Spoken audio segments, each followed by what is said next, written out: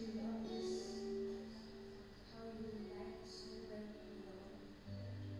Lord, as we look into your holiness, Lord, as we look into how lovely you are, I pray that before just looking into our God, we will praise you forever.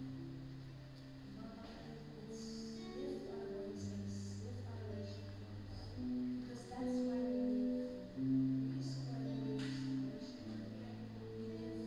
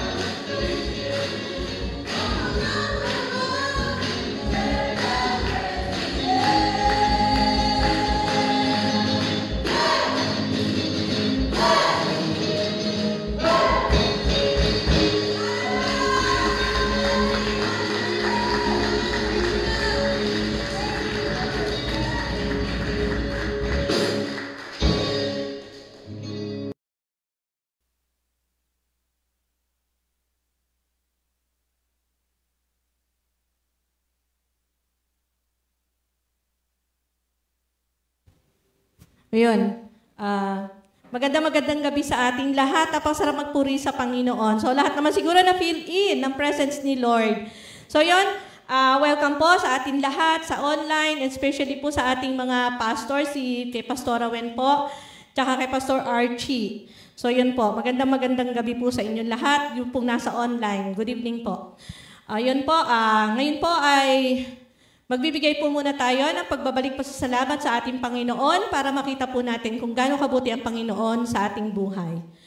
So yun po, tatawagin ko po muna si Sister Daisy Argueta po para magbigay ng pasasalamat sa ating Panginoon.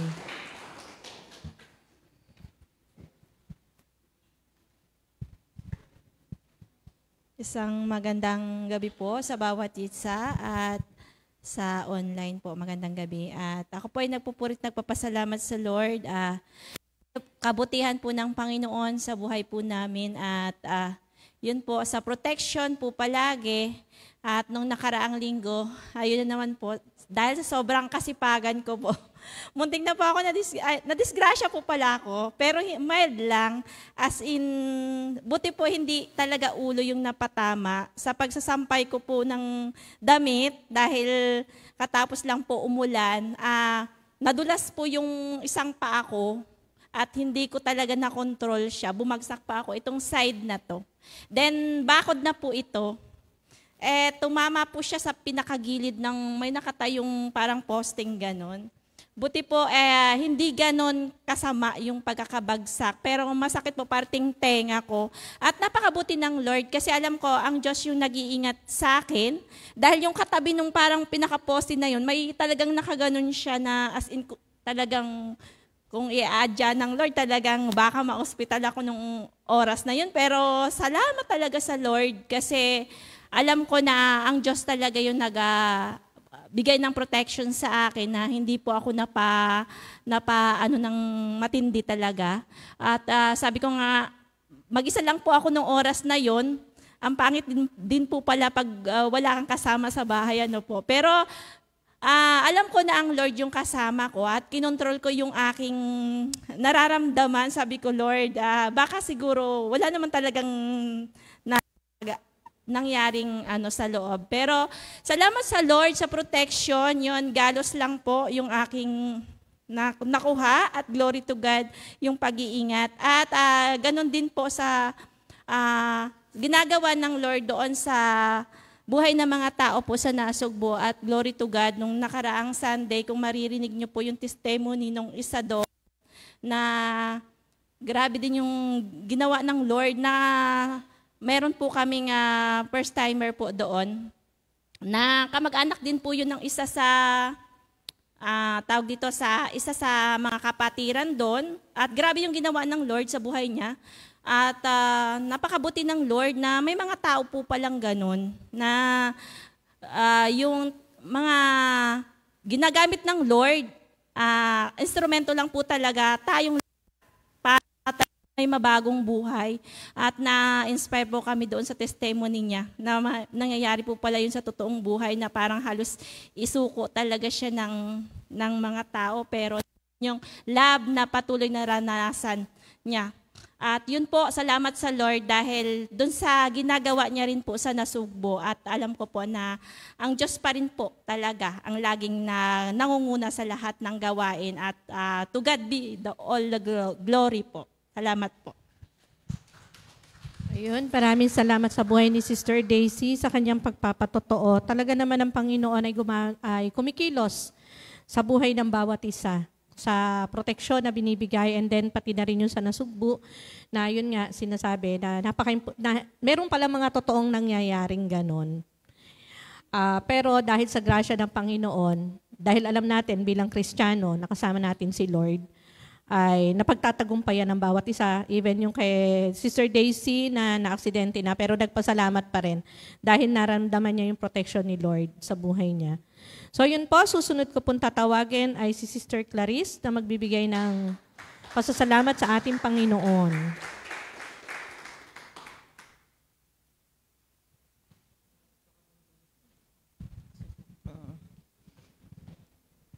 Hello po, magandang gabi po sa ating lahat. Ako po ay nagpapasalamat sa Panginoon dahil nga po simula nung inalaw po ng Panginoon na malipat po tayo sa malapit na branch, ay praise God po nakaka-attend po ng midweek na parang dati bumabiyahe pa lang po tayo pa uwi.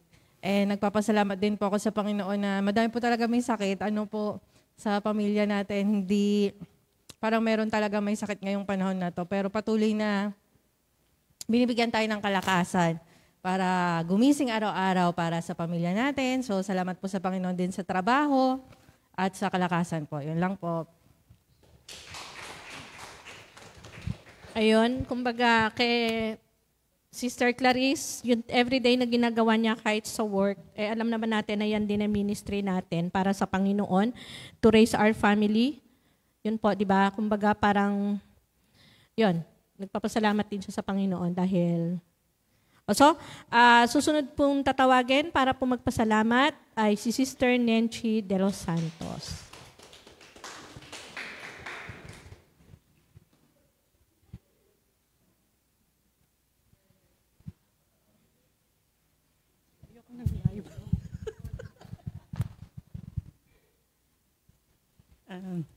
Magandang gabi po sa ating lahat.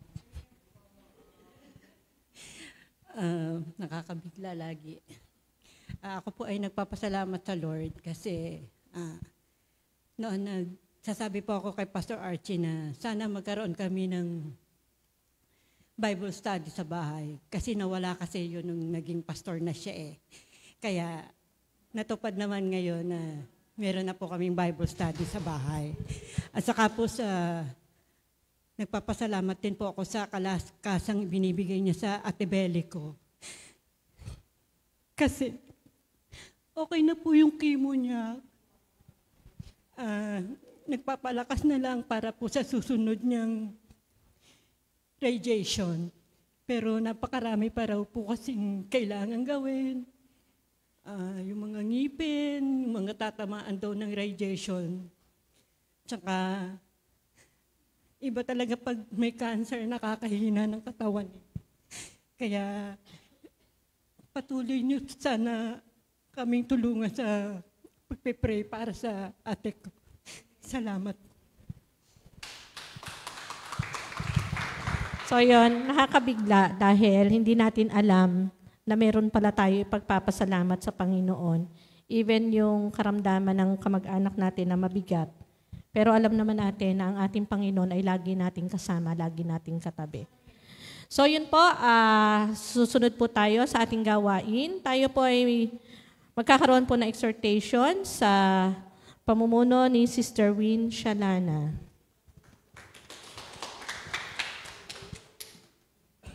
Ayun po, magandang hapon po sa inyong lahat. Ayun po, i-grab ko po muna yung opportunity po para po magpasalamat sa Panginoon. Ayun, nagpapasalamat po ako sa Panginoon sa patuloy po na kalakasan po na binibigay niya sa akin. And ayun nga po, nung nakaraang Wednesday po is, ayun, nagkasakit. Biglaan din po yung sakit ko na biglang taas ng lagnat tapos inuubot, sinisipon. Pero ayun, nagpapasalamat po ako sa Panginoon sa patuloy po nakagalingan na sipon-sipon na lang po ngayon. Kinakaya naman po. And ayun, dumako na po tayo sa exhortation. So, maaari po ba nating buksan nating Biblia sa Matthew 6, verses 19 to 21. Ayun. Sabi po dito, do not store up for yourselves treasure on earth, where moths and vermin destroy, and where thieves break in and steal. But store up for yourselves treasures in heaven, where moths and vermin do not destroy, and where thieves do not break in and steal. For where your treasure is, there your heart will be also. So, ayun, narinig naman po natin yung verse na mismo na wag po tayong masyadong mag-put ng masyadong value sa mga temporaryong bagay. Kasi, ayun, temporary nga lang po siya na naiiwan po siya dito sa ating mundo. And instead, we should work on the heavenly treasures na madadala natin sa langit or which is eternal po. And ayun, sinabi din po sa huli na where your treasure is, there your heart will be also. Meaning, whatever you value the most reveals what you love the most. So, nawa pa ay may naintindihan po ang bawat isa na makapagbigay po tayo makapagbigay po tayo ng treasure natin, though yung tatlong T's nga po na treasure, time, and talent. Nawa po ay makapagbigay po tayo kahit isa lang po doon and bukal po sa ating kalooban yung pagbibigay. So, ayun po, inaanyayahan ko po ang bawat isa na tayo po ay magbigay.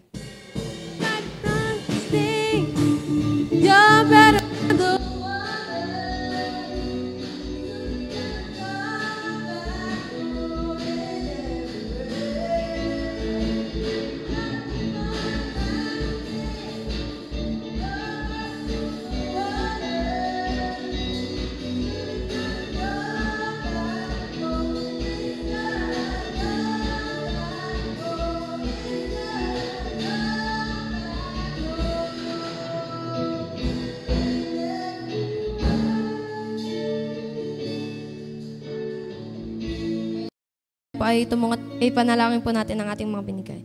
Yes, Lord God, Hallelujah. Father God, Lord, thank you ulit, Lord, sa panibagong pagkakataon, Lord, na binigay niyo sa amin, Lord, na makadako po kami, Lord, dito sa inyong sambahan, Lord. Po ay lahat ng mga nagbigay, Lord, lahat ng treasures, Lord, na binigay ng mga kapatiran, Lord, ay mapunta po sa mabuting gawa, Lord, na makatulong po ito, Lord, sa inyong gawain, Lord, sa pagpapatayo ng mga churches, Lord, and nawa po ay patuloy niyo po kaming i-bless and i-guide sa gawain ito, Lord, na kayo na po ang magbahala, Lord, na mag-guide sa magta-topic, Lord, and even sa makikinig, Lord, ay kayo na po ang bahala. Yun lamang po ang aming samantalangin, Lord, sa pangalan ni Jesus. Amen. Ayun, maraming salamat sa buhay ni Sister Win na nagbigay ng encouragement para po tayo ay tumulong sa ating simbahan. So, hindi ko po palalagpasin itong pagkakataon na ito na ako po ay magpapasalamat din sa Panginoon dahil nung last week po, ako po ay may sakit, kumbaga ratay. Pero kumbaga kay Sister Win ay sipon-sipon, ako po ay ehem-ehem na lang ngayon. Kumbaga, lumipas na po yung allergies, yung lagnat, yung sama ng katawan. So yun po, kaya ang pasasalamat ay sa ating Panginoon na nag-guide sa atin lahat. So yun po, ngayon po ay dadako tayo sa ating susunod na gawain na magbibigay po ng word of encouragement. Tayo po ay makinig, ilagay po natin sa ating puso at sa ating isip kung ano man po yung maririnig natin. Tatawagin ko po si Sister Wen Shalana.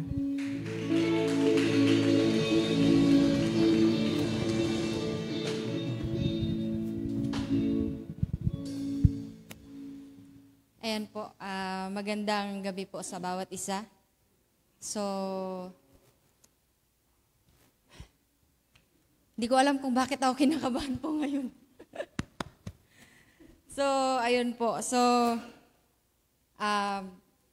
we'll take the opportunity din po na magpasalamat sa Lord. So, kahapon po, sobrang hectic po talaga ng schedule ko. Maaga po yung pasok dahil hinahatid ko si Win. Tapos, hindi na ako nauwi sa bahay. So, 6, nandun na po ako sa company. Marami na po ako nagagawa. But then, ayun nga po, dahil sa, meron kang, hindi ka lang nabubuhay sa sa sarili mo lang, trabaho, sarili mo, pamilya mo. Meron ka ring mga kaibigan na kumbaga, nangangailangan. So, ayun po, nung nagulat ako dahil nag-chat po yung isang kaibigan ko, from Mindanao po siya. Pumunta po siya dito sa Manila para mag-file ng reassignment po kasi pulis po siya.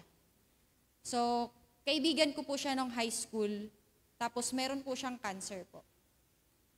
So, nag-drive po siya papunta dito kasama yung anak niya from Mindanao po. So, grabe yung tapos kaka-opera lang po niya, thyroid po yung cancer niya po. So, nakakahabag dahil yung anak po niya, wala na po siyang asawa dahil kasama po doon sa na-ambush po nung SUP 44. 11 pa lang yung anak niya, 11 years old babae. Nakahabag talaga ako doon sa mag-ina dahil, ayun nga, sila na lang dalawa, 11 years old pa yung anak niya. Tapos taga-bit-bit ng baril niya. So, grabe yung tapos grabe yung talaga, yung sa akin, burden po sa akin. Tapos, nag-chat sa akin, syempre taga-Ipugaw po yung mister niya. Tapos, bumisita na rin po sila doon. Nag-drive din po siya, kaya buti na lang pagbalik, hindi na po siya pinayagan ng bayaw niya na mag-drive. Hinire po sila ng driver at saka yun, sumama na rin, hinatid na rin po sila. Nag-chat siya sa akin dahil along the way daw, naghanap daw sila ng gamot niya. As in lahat, from Ifugao hanggang dito, wala silang makita na hindi available. So nag-chat siya sa akin, sis, nandito na kami sa Gentry, nandito na kami doon sa kabatchmate niya. So syempre sobrang busy ko, sabi ko, sige. Sabi ko, sige, kita tayo ng mga 4 sa Robinson Gentry. Kasi syempre hindi naman niya kabisado. So yung na dapat madali lang pupuntahan. Tapos hindi siya nag-confirm sa akin. Tapos ngayon syempre hindi po ako nag-expect. Tapos yun pala, nung naghihintay lang pala siya sa akin na sabihin ko na punta ka na, ganun kasi paalis na rin ako. Mga 4:30 po, nasaan ka na? Sabi ko, ay, tuloy pala hindi ka kasi nag-confirm. Kaya sabi ko, o sige. So ngayon, pagdating namin sa Rob, wala din po yung gamot. Kaya sabi ko, grabe naman yung na yan. Kaya yun, nakarating kami ng Salinas po, doon sa Mercury Rosario. So praise God po, nakita namin yung nabili namin yung gamot. And then, kasi sabi niya, nangihina daw siya pag hindi daw po niya naiinom yung gamot na yon. So, ayun po, syempre nakakumboy kaming dalawa. Puno po yung harap ng Mercury. Kaya sabi ko, ano ba yan? Puno naman yung ang daming Di doon kami sa tapat lang nag-park. So, syempre nandun sa tapat, hindi siya bumaba, yung anak lang niya yung pinababa niya. So, sinamahan ko kasi minor pa yun at saka kung wala, at least magpatawag kami kung saang Mercury meron. So ayun po. Pero alam niyo po, pagbalik ko, dahil hindi ko naman gawain yun na naka-hazards po yung car ko po. Pagbalik ko, ayaw na mag-start yung car. Sabi ko, pero alam ko po sa sarili ko, alam na yung battery talaga, papalitan na. Pero yun yung pinagpapasalamat ko talaga sa Lord. Aside from doon, nabili namin yung gamot niya. Alam niyo yun, kasi kung hindi ko po yun hinasard, saglit lang po, mga 10 minutes po, nakabalik na 10 minutes, less than 10 minutes po. Kaninang umaga po yun nangyari. So malilate po si Win pag ganun. Kasi syempre, tatawag ka pa ng battery, ganyan. So syempre doon, so ayun, yun yung doon na sabi ko, napakabuti po talaga ni Lord. Dahil hinintay niya ako, sabi ko, umauna ka na dahil ayaw mag-start yung car ko. So sabi ko nga napakabuti ni Lord dahil hindi po nangyari doon sa rush hour namin ni Win na during morning. So kagabi po siya nangyari. Na wherein yun yung inaalala ko na sana naman maubos to. Kasi sayang din naman papalitan yung battery na hindi pa drain. So, ayun po, salamat sa Lord na napakabuti po talaga ng Lord magbigay ng timing po talaga sa atin pag inaas po talaga natin sa Kanya lahat. So, ayun po, yung lang po ako dun sa kanta, no? So, I was lost, but now I'm here. So of course, sa akin kasi, siguro naman tayo, naranasan din po nating maligaw. At saka yun, nandito na po tayo ngayon. So, then, yun, since nandito na po tayo ngayon, we decided, di ba? So, we already decided to follow Jesus po. So, wala na pong sabi nga din, we decided to follow Jesus, no turning back, no turning back. So, yun, wala na pong balikan po. Kumbaga, ito na po yung simula, so ituloy-tuloy na po natin. So, this is the good start sa ating buhay po as Christian po talaga. No? So, we already decided po. So, ayun po, yung pag-uusapan po natin, ito po ay actually common po ito sa manufacturing companies po talaga. So, yung motto po na do it right on the first time. So, ibig sabihin, gawin mo ng tama sa una pa lang. Bakit? Para maiwasan po yung losses. Para maiwasan po yung rework. Kasi, pag nagkamali ka, ayun, meron chance na ma-rework pa siya, ma-recover pa, but meron ding chance na hindi na. So, in different products po talaga, meron po talagang chance na hindi na siya ma-rework. So like for example na lang po, sa metals po. Sa metals kasi, di ba, lahat po ng metals po is tinutunaw po yan siya para para mahulma. So let's say meron kang certain na parts. Let's say yung screw na lang po, yung screw. So meron po yung mold, tapos bubuhusan po yan ng melted metals. Na wherein, syempre pag screw yan, ang composition po ng metals niyan is matigas. Ibig sabihin, kailangan pong, di ba po, nakaranas na ba tayo na ang screw, pag nilagyan po, ginamitan natin ng screwdriver, naglulus po yung yung head niya. Bakit?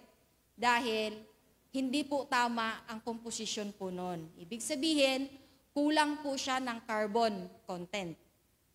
Kasi yung carbon content po, yun po yung nagpapatigas ng screw. Especially pag alloy steel po yun. Depende po kung ang screw po is ginagamit po doon sa, let's say, medical po, na doon sa buto natin. So syempre, ano po ba yung gagamitin? Yung hindi po kinakalawang. Kasi yung carbon steel po is kinakalawang yon.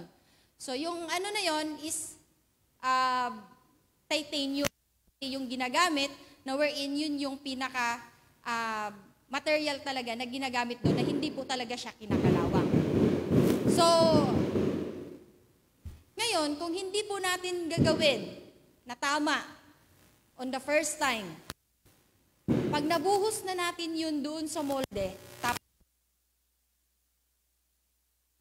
tapos pag during analysis, mali, na wherein magiging customer complaint siya dahil mali nga, wherein yung composition na yon is mag-reflect po yon doon sa gamit niya, sa usage niya. So, ngayon, ang doon is, bakit ko ba nasi-share po yan sa inyo? So, ganun lang din po yung buhay ng tao na pag ganun po, gumawa po tayo, hindi po natin tinama, ayun, magkaroon din po tayo ng mga ganong scenario. So, syempre, paano ba natin maiiwasan yun? Paano ba mangyari na do it right on the first time? Ano ba ibig sabihin nun? So, kung maririnig po natin sa yung babasa po natin pag, di ba, meron po mga steamer, mga banner, nakalagay ISO certified 9001, 14,001, or 45,001. So, ibig sabihin, ISO certified. Ibig sabihin yan, yung company na yon may standard po siya na sinusunod. So, ibig sabihin, pag may standard na sinusunod, yung quality niya is consistent. Yung company na yon may standard. Narinig ko tuloy yung boses ko, ganun pala yung boses ko. Sorry. Advertise. So, ayun po, pag may standard po, so bakit ba requirement po ng customer na dapat po ang company is ISO certified? Po, makasigurado po yung customer na yung quality po is consistent. Nakukuha po nila lagi yung kalidad na gusto po nila. So, yun po yung na yon. So, paano ba mangyayari yon? Of course, meron po yung mga standard documented procedure na wherein meron pong tinatawag po sa ISO po na yung manual. So, ibig sabihin, nandun po yung pinakautak po ng. So, ang sinabi po dito is, this is what the Lord says. Your Redeemer, the Holy One of Israel, I am the Lord your God, who teaches you what is best for you, who directs you in the way you should go. 18, if only you had paid attention to my commands, your peace would have been like a river, your well-being like the waves of the sea. So, di ba po? So ang sabi nga dito sa verse 17, ano po ba yung rule ng Panginoon sa atin? Ano bang rule ni Lord sa buhay natin? So ang rule ni Lord is a teacher and a guide. So tinuturuan po tayo ni Lord. Tapos yung desire ni Lord na mag-lead sa atin is grabe yung desire niya na kumbaga wala po siyang kumbaga yung alam mo yon, parang bukal talaga sa kalooban niya na mag-lead sa atin. Na which is tayo po yung nagbe-benefit po doon kung ano man yung ginagawa ni Lord bilang teacher at bilang guide. So of course, yun nga lang, kahit tinuturuan tayo, literal po sa atin, mga tao, kahit naman sa, yung relasyon po ng magulang at saka anak. Usually naman talaga is, wala naman sigurong magulang na tuturuan ang anak na mapapasama, di ba? Pero, since we are human po, nandun po yung pagsuway. So, hindi po maiiwasan na hindi mo susundin. So, kaya dito po, binibigyan po ng emphasis, it expresses regrets. Ang sabi dito, kung nakinig lang kayo sa instruction ko, nag-obey kayo, wala. Kumbaga, pagpalain kayo ng kapayapaan. No, yung abundance ng peace and righteousness. So, kasi nga po, ang pagsunod sa Lord, ano po ba yung, kumbaga, sukli? So, pag sumunod ka kay Lord, hindi pa ako nakarinig na gumulo yung mundo, na nagkaroon po ng problema na hindi po nasusolusyonan. For sure, lahat naman tayo is magkakaroon ng problema eh. Pero, pagkasama natin si Lord, alam po natin na lahat po ng problema na yan has a purpose po sa buhay natin. So ayun po, kumbaga, bakit ba ang sinabi dito, your peace would have been like a river. Bakit ba hinahalin tulad yung kapayapaan na ibibigay na Lord? Parang river. Di ba yung ilog po is dumadaloy siya na wala pong kaingay-ingay.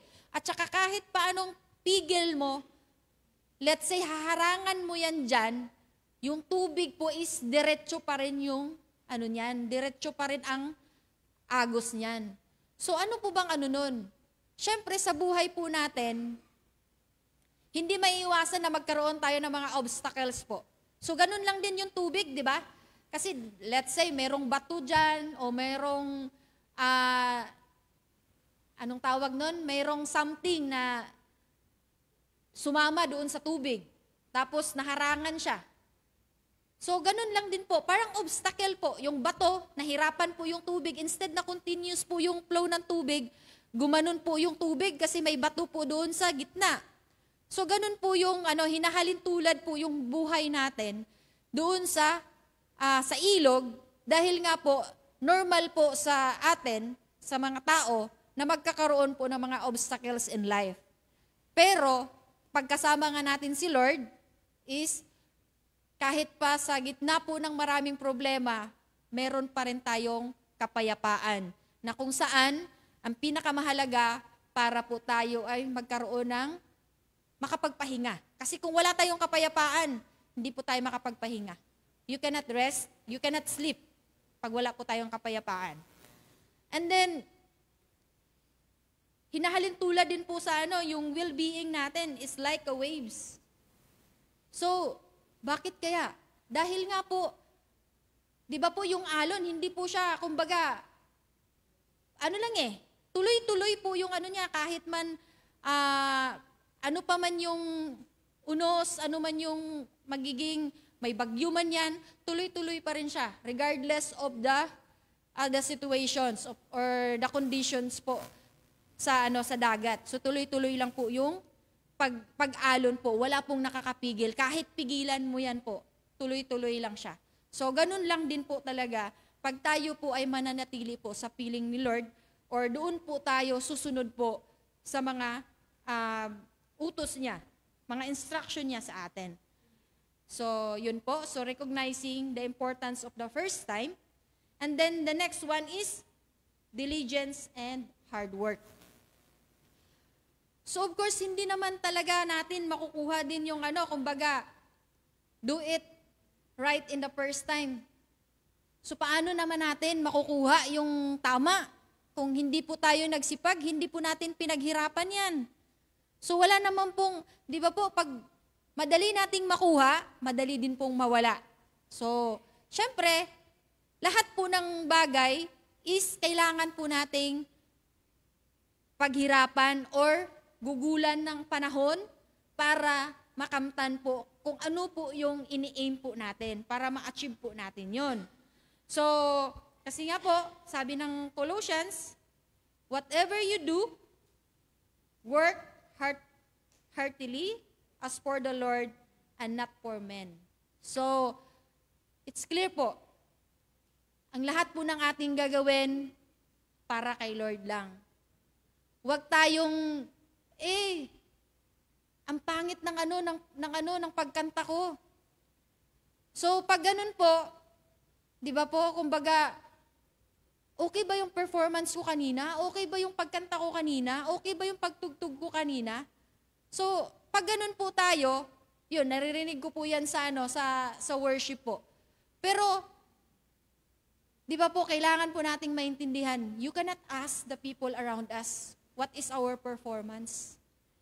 Kasi lahat po yan, para kay Lord yan. So kung nag-ask po tayo nag-seek po tayo ng validation po doon sa audience, meaning to say, you are doing it for the audience and not for the Lord. So, yung verse na to is encouraging putting efforts and dedication into everything, suggesting that doing things well requires careful attention and focus of pleasing God. So it should be in doing everything para kay Lord, kailangan po talaga nating pag-isipan or hindi lang basta. Kaya nga po, nagpa-practice po tayo. So katulad ko po, deliver ako ng word dito para sa Lord. Siyempre, pinaghandaan ko po ito. Pero bakit ba kinakabahan ako? Hindi ibig sabihin na hindi po ako naghanda. But still, siguro normal lang po yan talaga na mararamdaman po kung ikaw ay normal na tao. Yan po. So, kasi nga po, sa akin, ngayon nawala na po yung kaba ko. Because I know that whatever I do, I'm not pleasing the audience, but I'm pleasing the Lord. So, madali lang po tayo matapos. So, number 3 po is, so yung 1 is recognizing the importance of first time. 2 is diligence and hard work. 3 is seeking God's wisdom and guidance. So, dito po is, alam niyo po yon na sa lahat po ng ating gagawin po, huwag po talaga tayong manangan po sa sarili nating kakayanan. Dahil pag magiging overconfident ka sa sarili mo, kaya ko to, you will fail. 90% po yan. 10% lang po talaga ang chance na magiging successful ka. Dahil,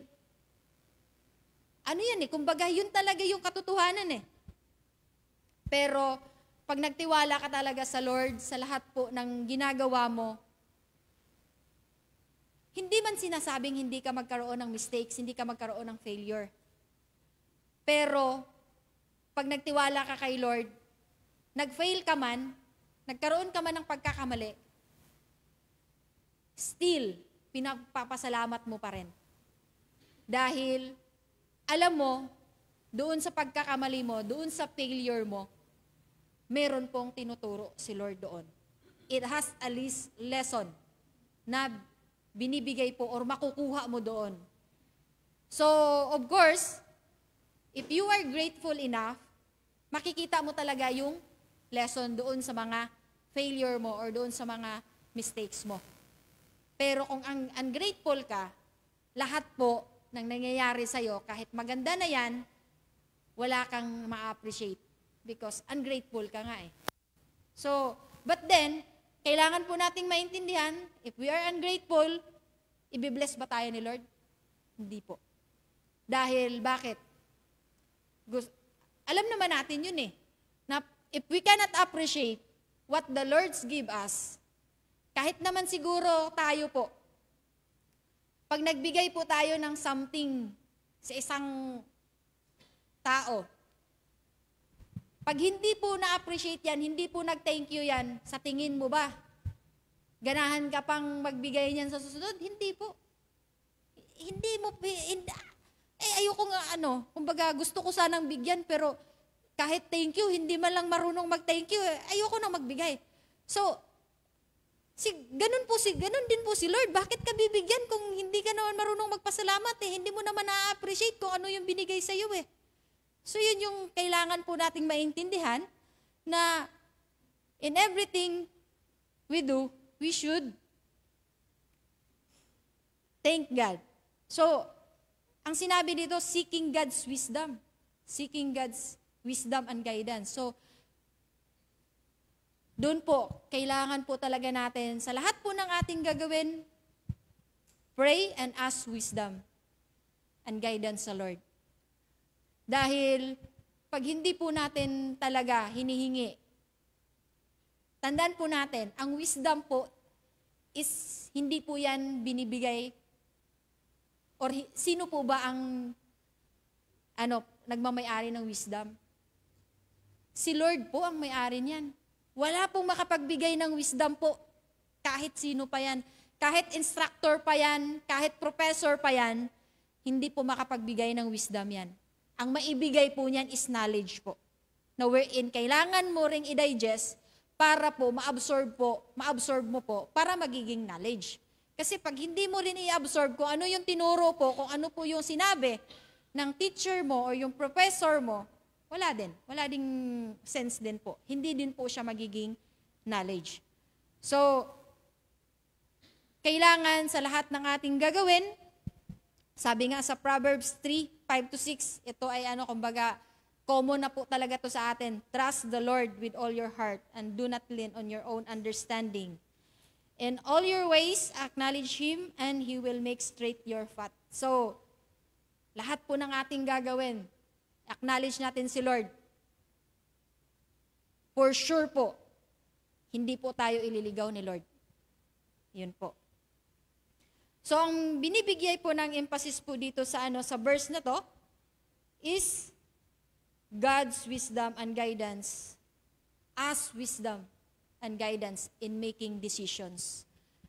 So, rather than relying solely on one unlimited understanding. So, ito yung pinaka-critical po talaga sa atin as tao in making decisions po. Napaka po na to, kumbaga, ito yung battle talaga. Dahil doon, magdadalawang isip ka. Sabihin mo, sige, mag-yes na ako. Pero, mamaya-maya na naman, baka pag... So, ang makapag-solve lang po talaga niyan, makapag-confirm lang talaga dyan sa sagot mo, is si Lord lang po. Talaga. So, syempre, hindi naman sasabihin ni Lord, ibubulong ni Lord na, uy, mag-yes ka. Hindi naman sasabihin ni Lord talaga yun directly eh.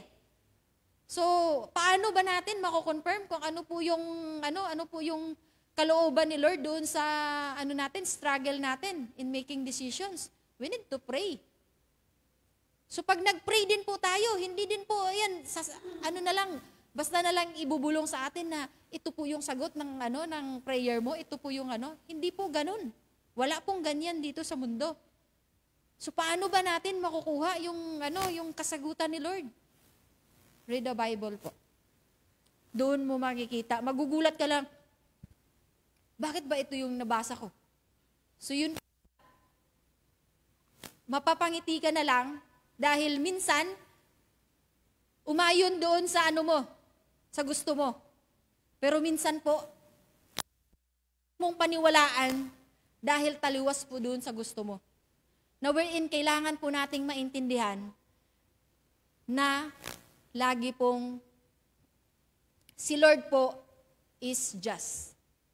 Kung ano po talaga yung nakakabuti sa atin. Kaya kailangan nating paniwalaan na yun po yung mangyayari, yan po ay kalooban ni Lord.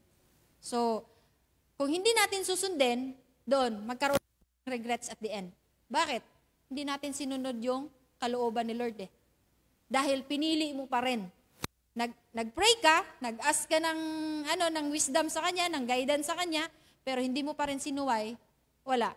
Nag-fail ka, doon nag-regret. Sana sinunod ko yung plano ni Lord. Sana yung decision, yung sinabi, yung nabasa ko sa Bible, confirmation pala yun, na yun po yung gagawin ko. Pero, since tao lang din po tayo, na natural po talaga sa tao na kung maipilit yung gusto eh. Pag gusto ko to ganon. So, yun. Pero kailangan po nating maintindihan na pag nag-pray po tayo, bigay na natin buo. Wag na nating kunin pang muli kung ano po yung pinagpipray natin. No? So, maliwanag po talaga yon na wala pong magpi-fail doon kung if we believe in God. There is no failure po. Wala pong regrets. Wala pong, nawawala po sa atin. Dahil, regardless kung hindi man yan kaaya-aya yung nangyari, uulitin ko po, you will get the lesson. You will learn from that situation, from that experience po. So yung last po is avoiding hasty actions. So, ibig sabihin, huwag kang magdesisyon, yung verse nga dyan eh. Whoever slow to anger has great understanding, but he who has a hasty temper exalts fully. So, meron pong hindi ko alam kung motto ba yun or statement, na don't make decisions when you are in high emotions or you are depressed or when you are sad. Kasi, pag extreme yung happiness mo, iba din po yung decision mo. Pag malungkot ka, iba din po yung magiging decision mo. So make sure po, in doing decisions, in making decisions, you need to condition yourselves. So how we are going to condition ourselves? Again, isa lang po talaga. Pray. Ask wisdom. Ask guidance po sa Lord. Yun lang po talaga ang sekreto dun. Wala pong sekreto yan. No? Wala pong sekreto. Bakit ba yung mga tao is bakit ba may mga tao na masaya kahit may problema? Bakit ba may taong, alam niyo yun, parang wala na lang kaligayahan, wala nang kaligayahan sa buhay.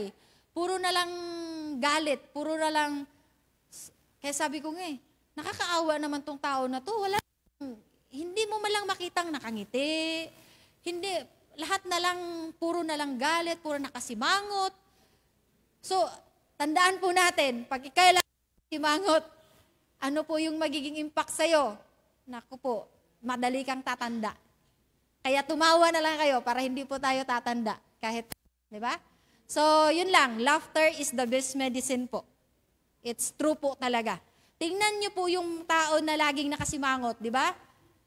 Kahit pa mas bata yan sa'yo. Parang ang tanda-tanda na pag laging nakasimangot. Kaya wag po tayong sumimangot ha.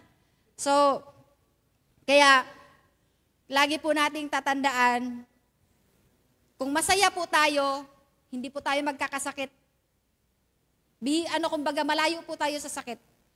Pero, pag nakasimangot tayo lagi, wala, lapitin po tayo sa sakit niyan. Bakit?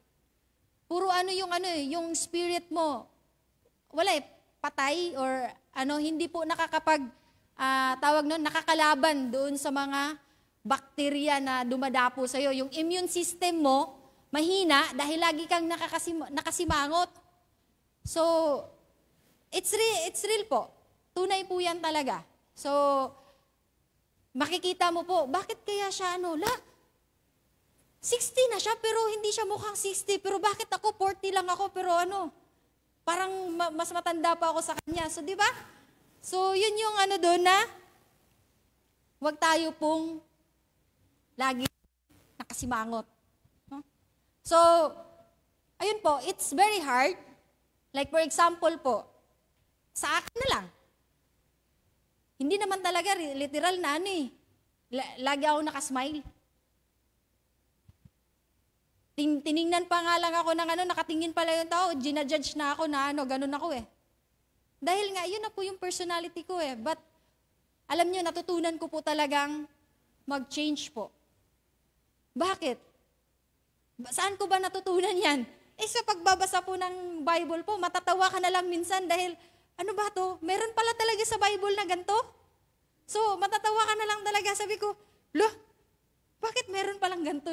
Meron pala talaga? So, ayun po, sa pagbabasa po ng Bible po, hindi po talaga ako ganun kagaling ng mga schedule ko, but alam niyo po yun, when I am reading the Bible, matatawa na lang ako sa ng palihim sa akin mismo pag nandun.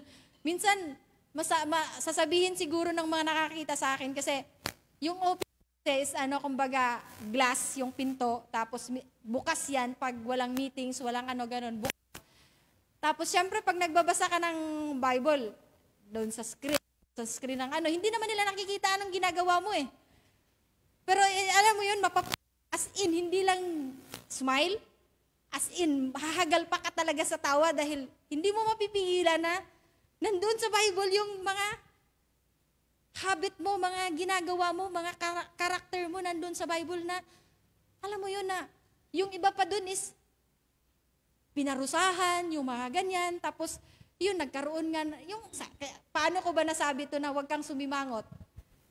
Nakalagay naman po talaga yan sa kumbaga, yung mga ganong bagay is, so depende na lang din po talaga kung paano mo siya i-interpret yung pagkabasa mo doon sa Biblia, na wherein, it strikes you as a person.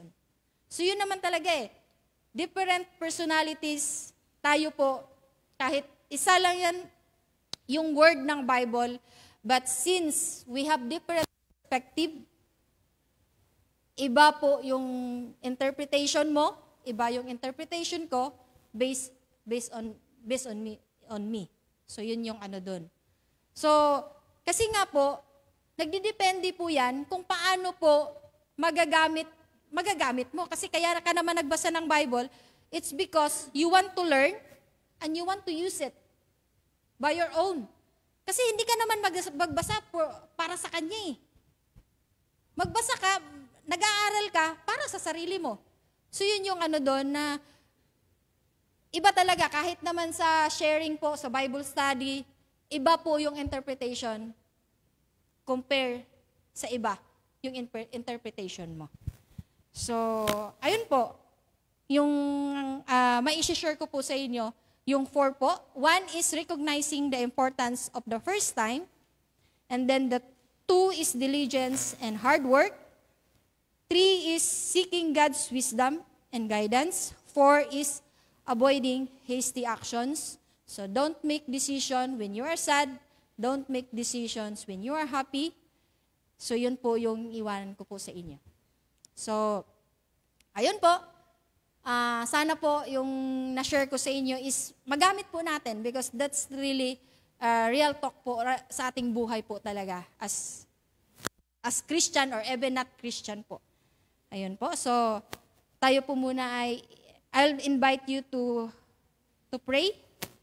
Ama naming banal, Lord, salamat, Lord, sa pagkakataon, Lord, na binigay mo po sa bawat isa sa amin, Lord God.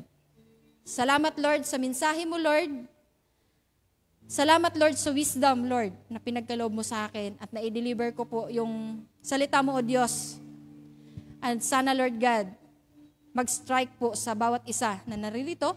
And even, Lord, yung nakikinig po, Lord God, sa online, Lord God. Patuloy, Lord, na pagpalain mo po ang bawat isa. Patuloy, Lord, na tinatagubilin ko po ang bawat isa, Lord God. Na ilayo mo po sa anumang klaseng kapahamakan, anumang klaseng sakit, Lord God. At sino man po yung nakaranas ngayon ng mga discomfort, Lord, Lord, patuloy, ikaw po yung magpagaling. Magtanggal po lahat ng mga discomfort, Lord, na naramdaman.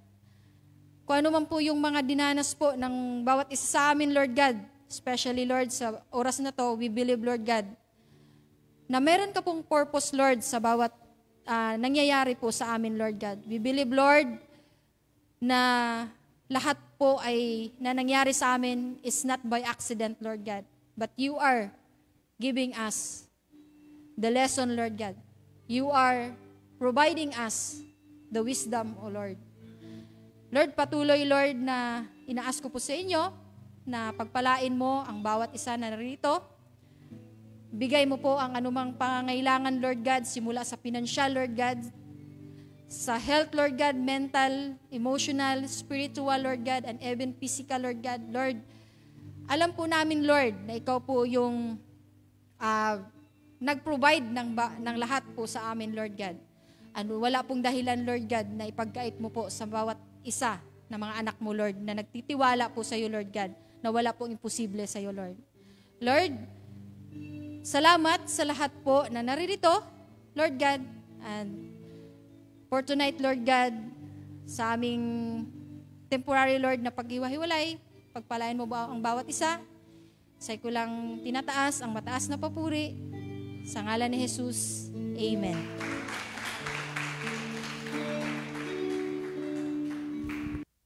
Yun, maraming salamat sa buhay ni Sister Weng para po sa encouragement na binigay niya sa atin. So yun po mga kapatid, no? Just reminder lang po, itong gabi na ating napag-aralan, recognizing the importance of